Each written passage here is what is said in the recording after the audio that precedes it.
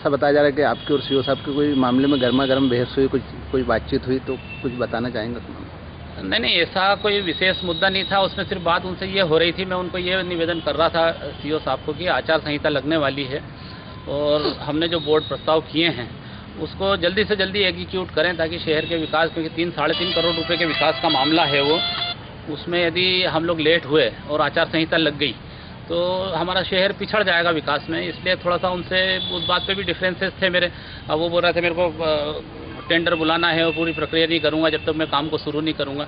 और फिर आखिरी में जाके अच्छे वातावरण में ये बात हुई है उनसे। उन्होंने कहा है कि कोई भी वर्क हमारा जो हमने पास किए हैं उसमें कोई ओरिजिनल वर्क नहीं है, नया काम हम उसमें कुछ नहीं कर रहे हैं। रिपेयरिंग के, मरम्मत के और जो दूसरे काम होते हैं, छोटे मोटे नालियों की मरम्मत है, सड़कों की मरम्मत है, बिल्डिंगों की मरम्मत है, ये सब कामों को हमने किया है। तो ये तो आचार संहिता इसके ऊपर लागू नहीं होती, ये काम हम चलते उसमें भी बोले कर सकते हैं। तो वो उन्होंने मेरे को जिस हिसाब से कानूनी प्रक्रिया समझाई है उससे लगता है मेरे को कि काम हमारे रुकेंगे नहीं और 3-3.5 करोड़ के काम हम जो है आचार संहिता के चलते भी कर सकेंगे। सब आपकी चर्चा के दौरान ब्लॉक कांग्रेस के अध्यक्ष विष्णु मालवीय का कोई अवैध निर्माण चल रहा था, उसको तोड़ने दस्ता पूछा, तो ऐसा माना जा रहा है कि कोई राजनीतिक उसके कारण आपकी कोई ऐसी बातचीत हुई क्या उनसे? नहीं, मेरे सामने ऐसी कोई चर्चा नहीं हुई कि किसको, क्योंकि वो कुछ शिकायतें हुई हैं डायरेक्टर भी कुछ सूची लेके आए थे।